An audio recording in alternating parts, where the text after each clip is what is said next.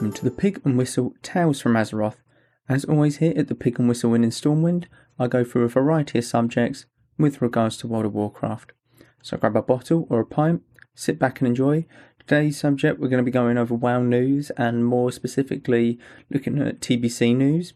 There's a lot to get through, but we're going to be starting off as always with the weekly stuff. So the brawl for this week is South Shore versus Toromil. Is it 40 versus 40? I'm pretty sure it's 40 versus 40. And it's basically in the zone of South Shore. And you just charge each other's towns pretty much.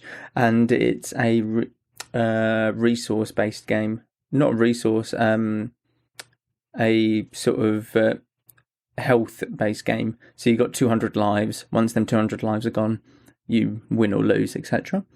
Shadowlands Dungeon event is this week as well, so you get bonus reputation and not bonus reputation, sorry, you get an extra piece of gear in the Shadowlands dungeons, so definitely make sure that you're doing that as much as you can to gear up some ults or anything like that.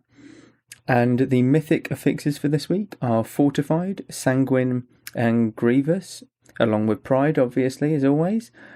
Fortified is the mob health. Obviously, the mobs and we'll have a bit more. The bosses are a bit squishier this week, so tend or choose your talents based around that. Sanguine is when a enemy dies, they leave a pool of sanguine on the floor.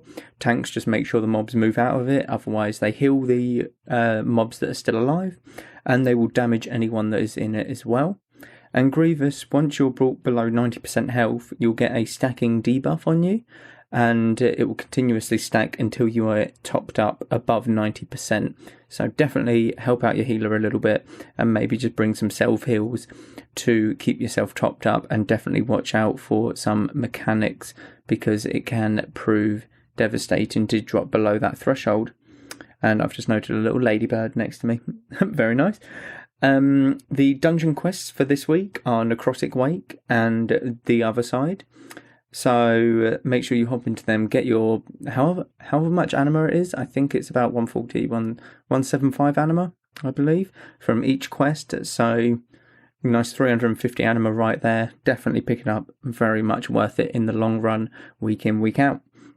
But that is the weekly stuff for this week. There's not much to it, there's no sort of special events or anything happening. But something that is happening come next week is patch, or the pre-patch for TBC. Obviously, we have no retail patch, 9.1 patch date. There is still no date for that. Still no date, so we have no idea. We're all in the dark. But my guess is very much mid to late June they will release it. If they release it at the same time as TBC, there's going to be a little bit of an overlap. It would be a lot of content at once, which I think we kind of need at the moment because we're in a very big drought at the moment with content. The biggest drought since WoW ever started, actually. This is even worse than Warlords of Draenor sort of drought. So definitely in need of some new content. If they release 9.1 on top of TBC, I don't think it will be the worst thing. You can switch between the two. Some people might want to just focus on TBC, some people might want to focus on 9.1, but there is a lot of stuff to get through if they did release it at the same time. So I don't think they will, obviously. I think that they'll stretch it out over, a couple extra weeks past TBC, just to let TBC sort of sink in.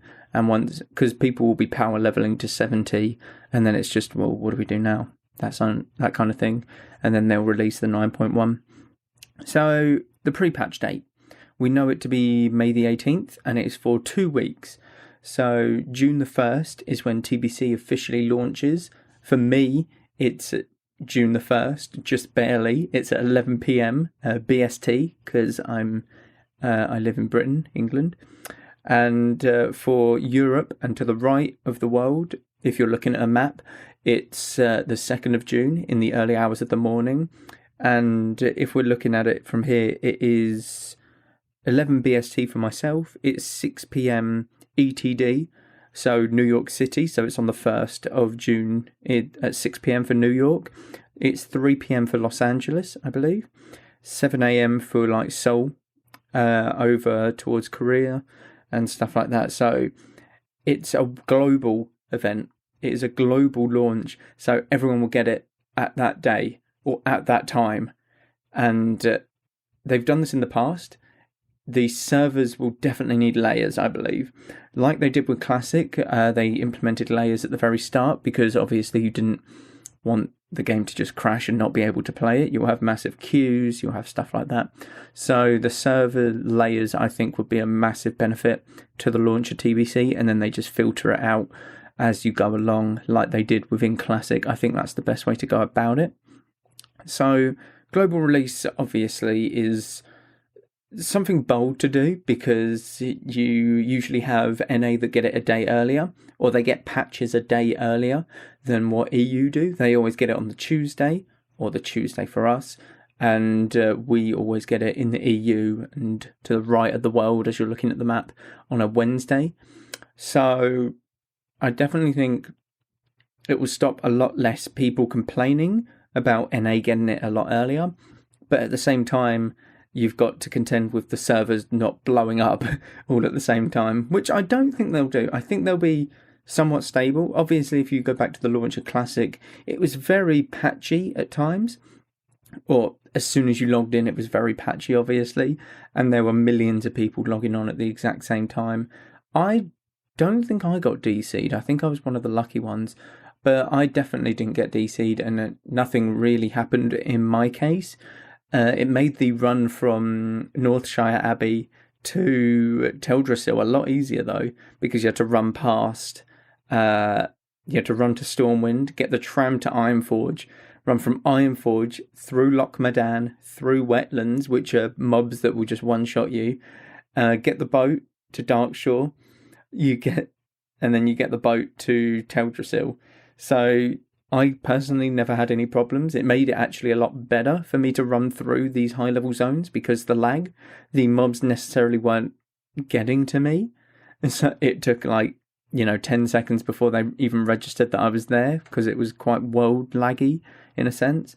But that did die down with all the layers, and they did implement the Classic era very well. They implemented the Classic servers very well, very quickly, and the layers definitely helped out with global release, and I think it will be the exact same. I think that they will implement them and go from there.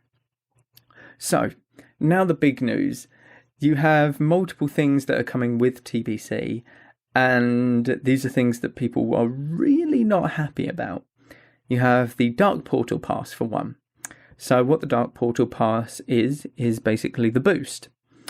And this boost gives you a level 58 character, and it's one per account, by the way. It gives you a level 58 character with the necessary riding skill, the 60%. It gives you all your weapon skills up to level 58, 4 runecloth bags, and a tiny bit of gold to start you off. Now, this isn't bad because some people want to... Oh, and it can't be used on Draenei and Blood Elves, so you have to level them normally and the, old way.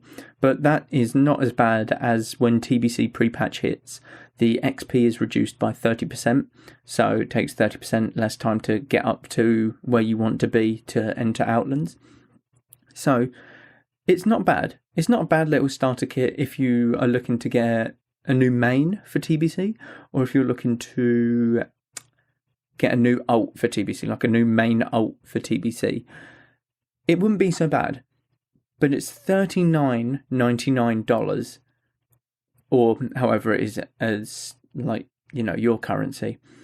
But that is a lot just for one boost. One boost of a character for $39. That seems a bit... I would probably put more effort into... I'm going to put more effort into leveling, knowing the price of this, because I was sort of tempted with just boosting a paladin, because paladins aren't necessarily fun to level, in my opinion.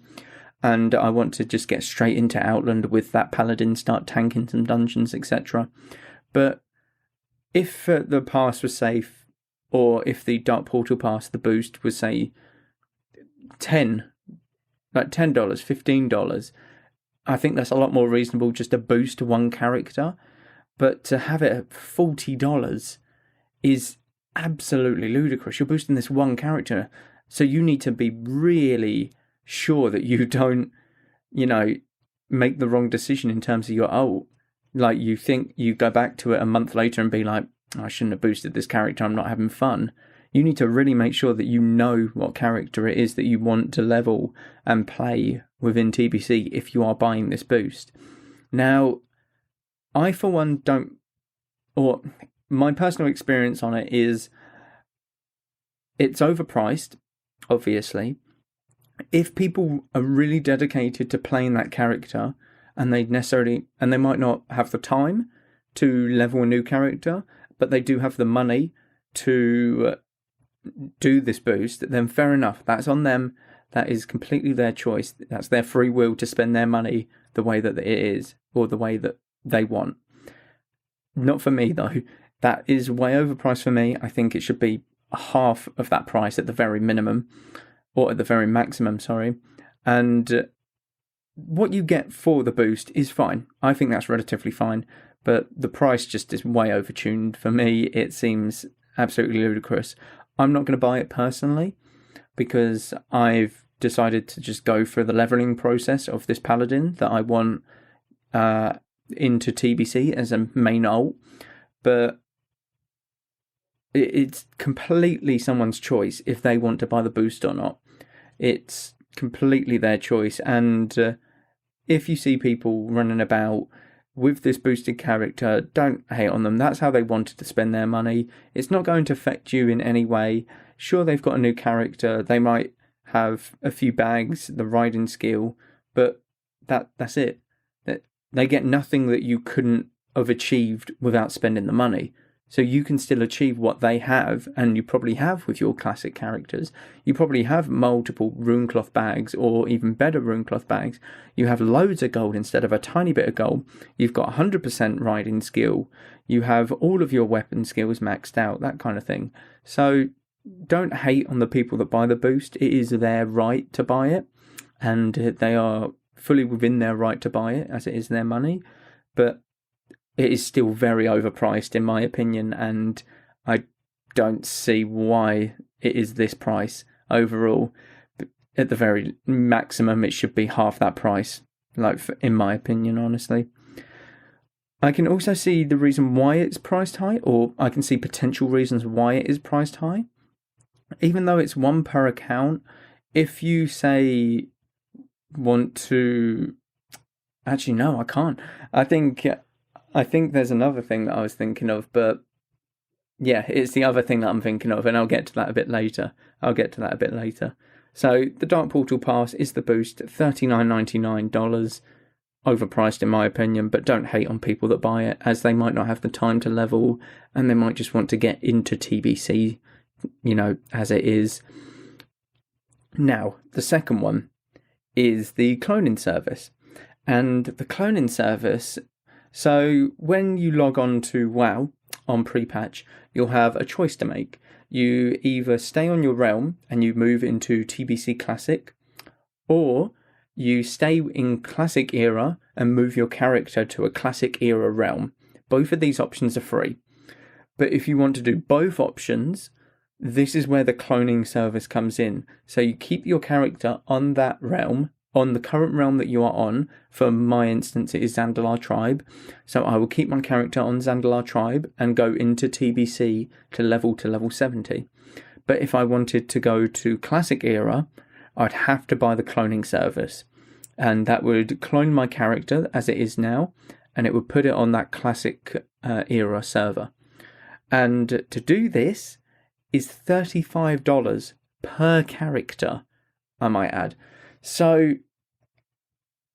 I can't get my head around this one, to be honest with you.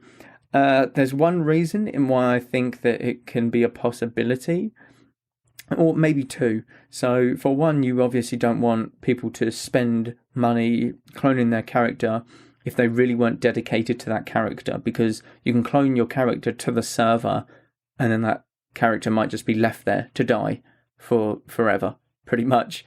So they don't want that happening, as it will lead to dead servers.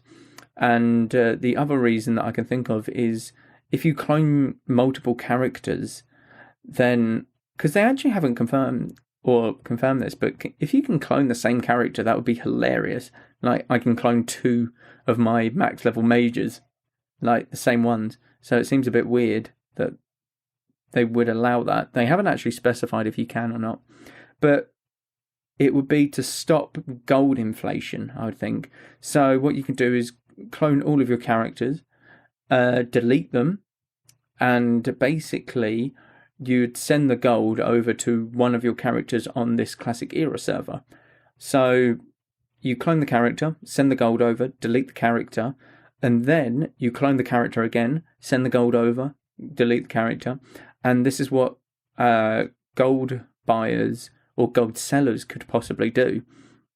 And the amount of gold that you would sell would probably be more than what the cloning service would provide if the cloning service was a bit cheaper. Now, don't get me wrong, the cloning service is way overpriced. $35 to clone a character. Like, I was thinking of cloning a character mainly for the purposes of immortalizing it. Like, that is my level 60 character, because we'll never go back to WoW Classic again. There'll never be that announcement like there was in 2017, I think it was. You'll never experience Nax Ramus again, possibly. There's only so much you can do in Classic until the content runs dry. And I wanted to potentially immortalize my character in that era. So in like level 60, I've got my character in this era. And I would imagine that they're going to do this with TBC at the end of it and going into like Wrath. I would imagine they stop at Wrath of the Lich King, but I would imagine they go into Wrath of the Lich King and you can clone your character like you do with Classic and TBC. So you keep your level 70 character in TBC, but move on to Wrath of the Lich King as well. So imagine you just got a collage of all of your characters, level 60 like you, level 70 you, level 80. That's kind of why I was tempted with the cloning service to immortalize my character, but at this price there's no chance that I'm doing that, which is really sad because it's something that really does intrigue me. It's like, this is who I've worked on, this is the character that I've worked on so hard and for so long, and to see them move on and not get a screenshot. Obviously you can get screenshots of them, but it's not the same as logging into this like server and seeing that character there, playing that character still. And yeah, it's quite upsetting, to be honest, because I was kind of thinking to get a sort of collage of all of my characters, but at this price there's no chance at all.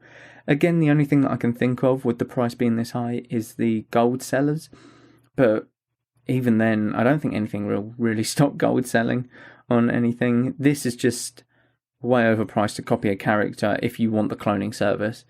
This should be about $10.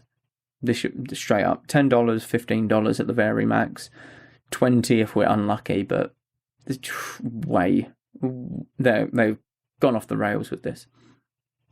Now the very last thing is the deluxe edition. Now the deluxe edition, you get a toy, you get a level 58 boost, which is the Dark Portal Pass. You get that within the deluxe edition. You get 30 days game time as well. You get 2 mounts, one for Classic and one for Retail. These are the Warp Stalker mounts. You get and this is confirmed, by the way, the mount is as fast as your riding skill permits. So if you've got only 60% riding, then the mount will be 60%. If you get 100% riding, then your mount will be 100%. It does not work with flying mounts, unfortunately, because that would be ridiculous. Because flying mounts, I believe, are like, for the fast flying mount, I believe it's like 6k. It's like ridiculous. So many people didn't know this, and many people thought that it was just 100% mount for level 30. And yeah, that's not the case at all. So you get quite a lot within this edition. It would come to about over 100 quid, or $100, sorry. Its current price is set at $69.99. Now, unless you really like the toy and you really like the mounts, all you're doing is buying game time and a boost, really.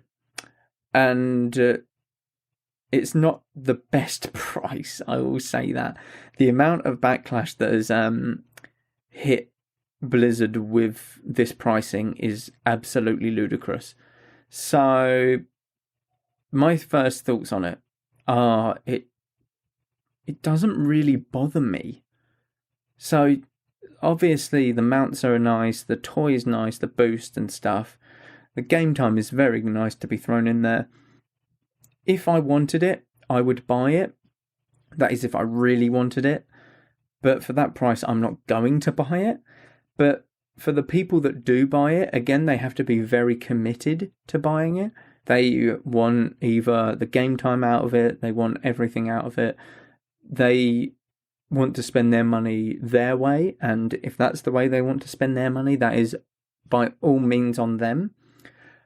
So my personal opinion on it is it's super overpriced. Stupidly actually overpriced, I think. It should be, God. I'm looking at the prices here with the boost, the like $40 boost, the 35 cloning service, and I can't really put a measurement on the deluxe edition with them. I would say that the deluxe edition should be about $29.99, about that. And then you basically halve all of these prices. These prices are double what they should be, in my honest opinion. And that's at the very minimum. That's at like the very maximum price that they should be or whatever. So I think that it should be about $29.99, the deluxe edition. The deluxe edition being this price will have more ramifications on people buying it than what it would have been if it was $29.99. You'd probably get 5 people buying the deluxe edition for $29.99 and about 1 person buying the $69.99 deluxe edition. So overall, you'd still get more money if that's what you're looking for, Blizzard. But again, it's stupidly overpriced in my opinion. It's something that I won't buy. I definitely won't buy. It's tempting to get the mount and the toy.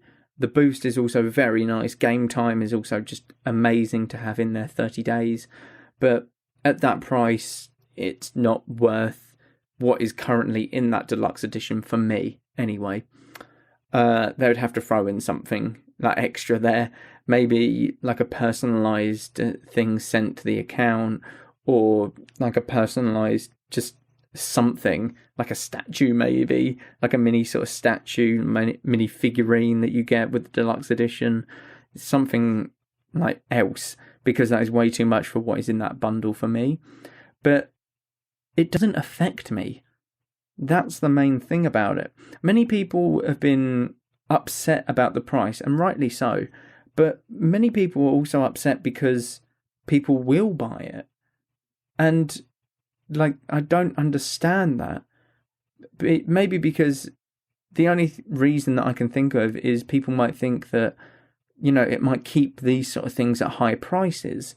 Like, Blizzard might look at it and think, oh, we actually had quite a bit of, you know, sales on this deluxe edition. We just keep it at that price. That's the only sort of logical explanation that I can think as to why people are angry that other people will buy it. But it's down to the people that buy it. That's on them. Or that's not on them. It's their choice to buy it. Like, they're not going to force you to buy it because they've bought it. It has no effect in-game on you. It literally has no effect, like, on you in-game. They might get a mount that they don't have to pay for.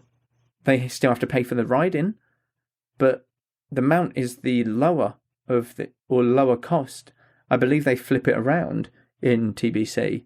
So they still pay a lot of gold just to get that ride-in skill, but instead of having to buy a mount, they already have one, and it's just a different looking mount. That's kind of all that happens in-game. They have a Hearthstone toy where they press a Hearthstone and you get like a little portal behind them or something. That's it. There's nothing to it. It's not going to be very detrimental to your gameplay. It's not going to allow them to one-shot raid bosses. It's not going to allow them to get gladiator titles from PvP. It's not going to affect you as much as you think it will affect you. And this is where I have the problem with it, because so many people are angry at people who are going to buy the deluxe edition, that they get angry at the people buying it rather than the company that's put the price there.